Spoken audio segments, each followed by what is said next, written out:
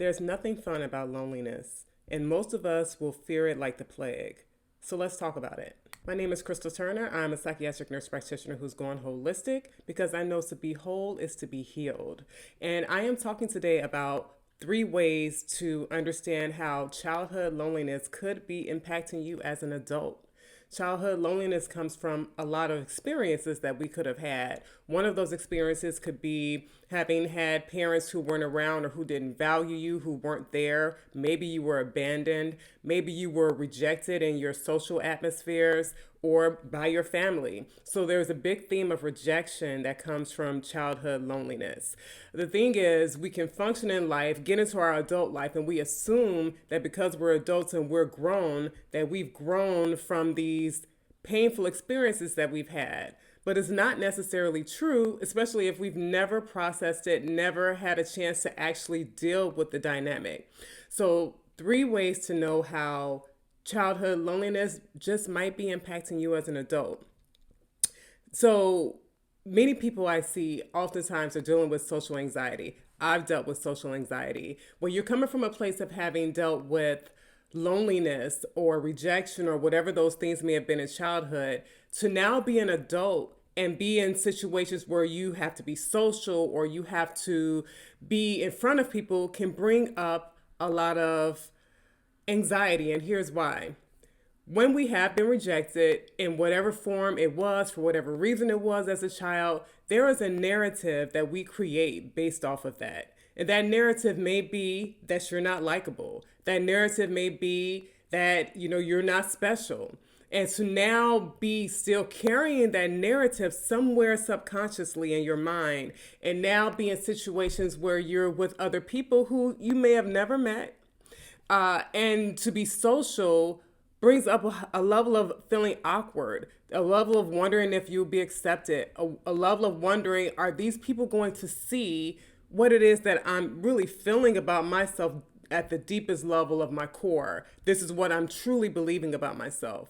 So social anxiety brings a lot up about performing and the judgment that may come from who you are when you're performing. We can look at that as people who are performing and giving talks or giving speeches or doing something in front of a large crowd. But even in our interactions on a social level, we can still fear this idea of being judged based off of what we're feeling about ourselves at our deepest level.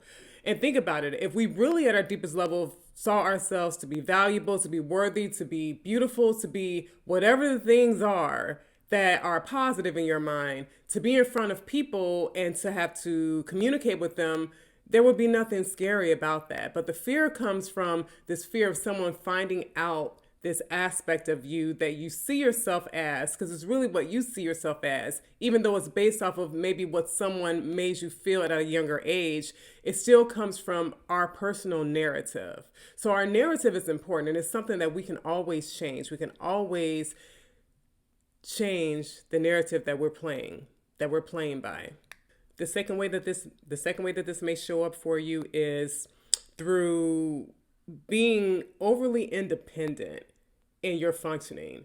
Because you feel this way about fearing being judged or being hurt from that, because we really just don't want to be hurt from those past experiences. You don't want to re-experience it. And when I say re-experience it, you don't even want to have the feelings that may come from that experience with another person.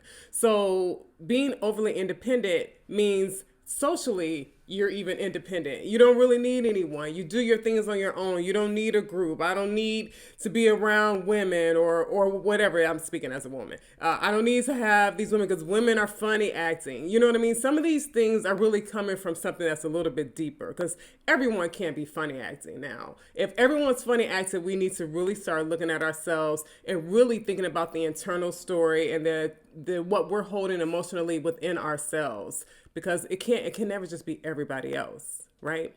So this being overly independent keeps us from having to be vulnerable enough to be open to relationships, to be open to socializing with other people. And so you do it all yourself.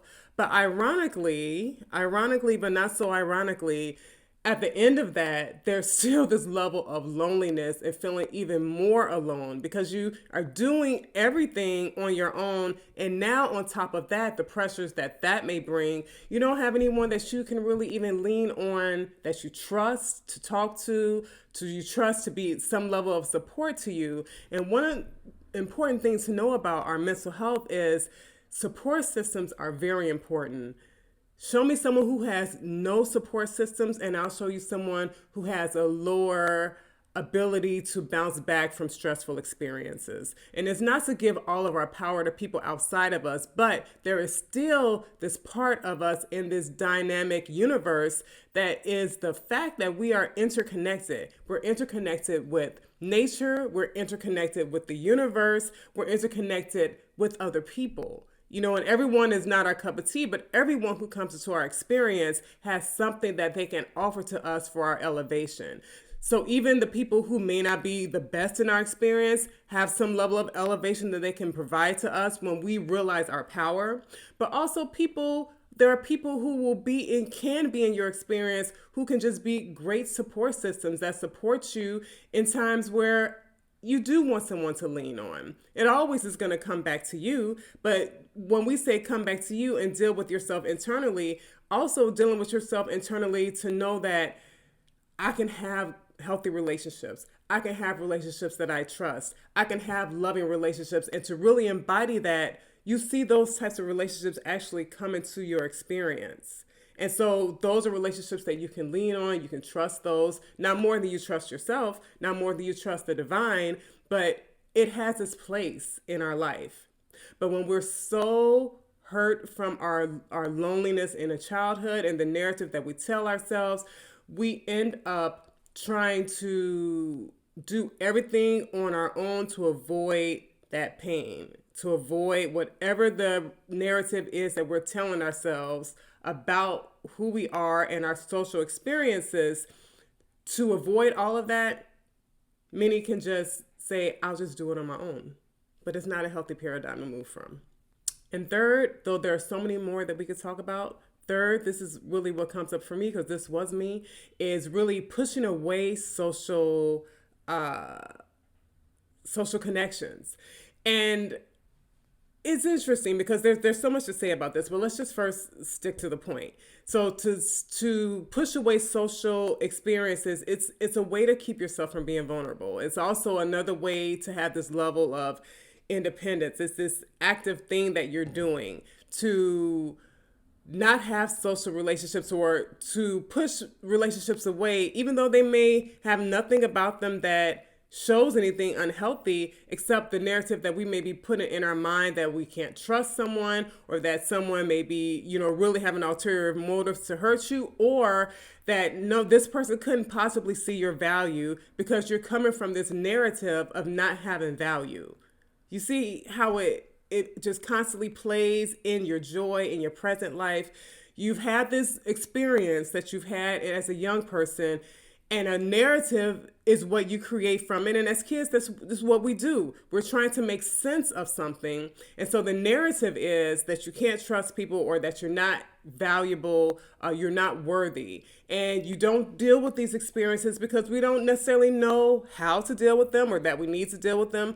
Again, a lot of times we think we grow out of these experiences, but then you're in these situations where you're faced with the opportunity for a friendship, for a social connection, and then you're thinking about the narrative. I'm not really valuable. No one really likes me. So why is this person in front of me trying to talk to me, seeming nice? There must be something that they don't know about me, that they don't understand about me.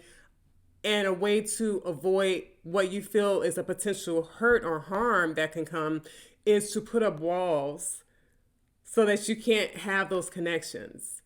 So it's also not wanting to be vulnerable enough to experience what in our mind, when you're coming from that narrative, means being hurt again.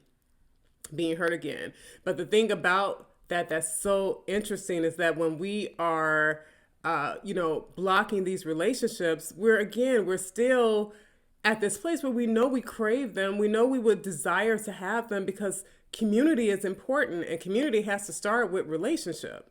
And in order to have a relationship, we have to trust. In order to have a relationship, we should see our own personal value so that we come into that relationship from a healthy paradigm. So it really speaks to the importance from all of this of the narrative that we tell ourselves about the experiences that we've had in our past. Those experiences, what is the story that you tell yourself based off of those past experiences? And it won't be hard for you to determine it. And that would be my challenge to you, or my invitation to you, is to really think about what painful experience do you know you've had? And what is the story that you are telling yourself about that experience? That's the narrative. The narrative you're telling yourself about that experience is what is leading, really, how you're dealing with these social opportunities that are out there. And so loneliness in childhood, it can still impact us in our adulthood. But we first start always with self. And again, I would say looking at the narrative that you're telling yourself. And the beautiful thing about a narrative is that you can erase things and you can fill it in with something new. You can tell yourself a new narrative. You can give yourself an entirely new story that you learn, that you memorize, that you start to walk by. And I guarantee you it's something you'll start to experience. So that is what I'm leaving with you today. Let me know in the comments how you feel about this, what you think. I also would like to ask you to like this video, share this video, hit notifications so you'll know when I'm coming out with my next topic of talk to have with you, which I'll do every week. I'm producing one new piece of content, one new video to share as we explore all these different modalities on how we can enhance and elevate our mental well-being, because we are our healers in our own life. My name is Crystal Turner, and I am your psychiatric nurse practitioner who's going holistic, because I know to be whole is to be healed. I'll talk to you in the next video. Toodles.